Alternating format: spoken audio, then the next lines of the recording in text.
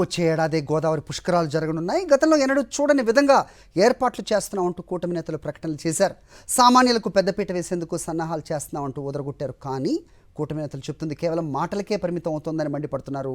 అక్కడి వారు భద్రతా చర్యలు శూన్యం, భక్తులు నడుం వెరగొట్టేందుకు ఏర్పాట్లు చేస్తున్నారంటూ ప్రతిపక్ష నేతలు కాదు స్థానికులే ఫైర్ అవుతున్నారు. వచ్చే ఏడాది జూన్ 26 నుంచి జూలై 7 వరకు గోదావరి పుష్కరాల నిర్వహణకు ముహూర్తం ఖరారయ్యింది.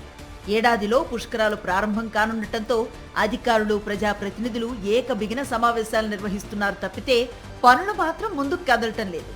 నిధులు మంజూరు కాకపోవడంతో ఉన్నంతలో అరకొర నిధులతోనే నెల రోజుల పనులు చేస్తూ మరో నెల రోజులు బ్రేక్లు ఇస్తూ పనులు చేస్తున్నారు. ఒక ప్రణాళిక అంటూ లేకపోవడంతో పుష్కరాలకు వచ్చే భక్తులకు మరింత ఇబ్బందులు తలెత్తేలా ఉన్నాయి పుష్కర ఘాట్ పనులు.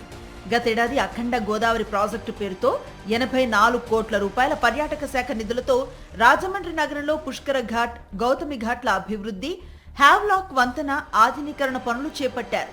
ఈ పనుల్లో ఇప్పటి వరకు ఏ రకమైన పురోగతి కనిపించడం లేదు. కొన్ని రోజులు కొనసాగటం, మరికొన్ని రోజులు నిలిపివేయటంతో కనీస స్థాయిలో కూడా పనులు ముందుకు సాగలేదు.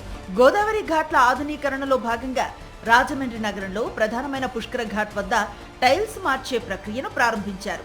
గత పుష్కరాల్లో మొదటి రోజు చోటు చేసుకున్న దారుణమైన తొక్కిసలాటకు ఈ ఘాటే కేంద్రం. చంద్రబాబు ప్రచార యావతో ఘాట్ వద్దకు భారీగా భక్తులను తరలించడం, ఒక్కసారిగా గేట్లు తెరవడంతో భారీ తొక్కిసలాట జరిగి 29 నిండు ప్రాణాలు గాల్లో కలిసిపోయాయి. మరో 51 మంది తీవ్ర గాయాల పాలయ్యారు. దీంతో రానున్న పుష్కరాల నిర్వహణ పటిష్టంగా చేపట్టాలని ప్రభుత్వం భావిస్తోంది. కానీ కూటమి సర్కార్ చేపడుతున్న ఆధునీకరణ పనులు భక్తులకు ప్రమాదకరంగా ఉండేలా ఉన్నాయన్న విమర్శలు వెల్లువెత్తుతున్నాయి. ప్రస్తుతం ఉన్న జారుడు స్వభావం లేని టైల్స్ ను తొలగించి చూసేందుకు అందంగా ఉన్న టైల్స్ ని ఏర్పాటు చేస్తారు. గోదావరిలో స్నానాలు చేసి ఘాట్ పైకి వచ్చే భక్తులు ఈ టైల్స్ వల్ల జారి పడిపోయే ప్రమాదం ఉందని స్థానికుల ఆగ్రహాన్ని వ్యక్తం చేస్తున్నారు. వాళ్ళు చేసే టైల్స్ అన్నీ కూడా చాలా స్మూత్ టైల్స్ ఉన్నాయి.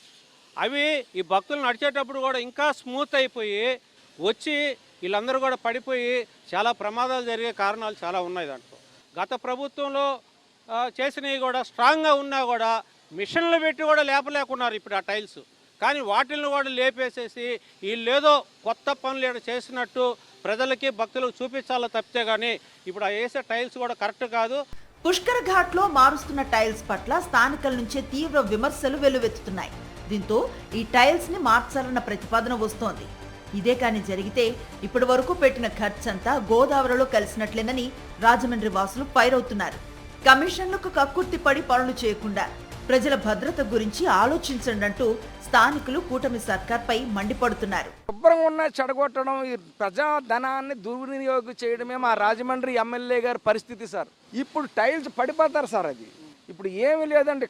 తడికాలు తెస్తే 2 కాలు వెనక్కి వెళ్ళిపోయి నడుం జారిపోయే పరిస్థితి ఏర్పడింది ఈ పుష్కర ఘాట్లో. వాళ్ళ కమిషన్లకు కక్కుర్తి పడి ప్రజల క్షేమం కోసం కానీ ప్రజల బాగు కోసం కానీ ఈ ప్రభుత్వం ఏమీ చేయట్లేదు. పుష్కరాలకు వచ్చిన ప్రతి ఒక్కరూ రాజమండ్రి హ్యావ్లాక్ ఆర్చ్ వంతెన వ్యూ పాయింట్ ను చూసేందుకు ఆసక్తిని చూపుతారు. కానీ ఈ వ్యూ పాయింట్ కనిపించనివ్వకుండా కూటమి సర్కార్ చేపట్టిన నిర్మాణాలపై స్థానికులు విమర్శలు గుప్పిస్తున్నారు. వీటి వల్ల పుష్కర ఘాట్ అందాలు కనుమరుగవుతాయని ఆందోళన వ్యక్తం చేస్తున్నారు.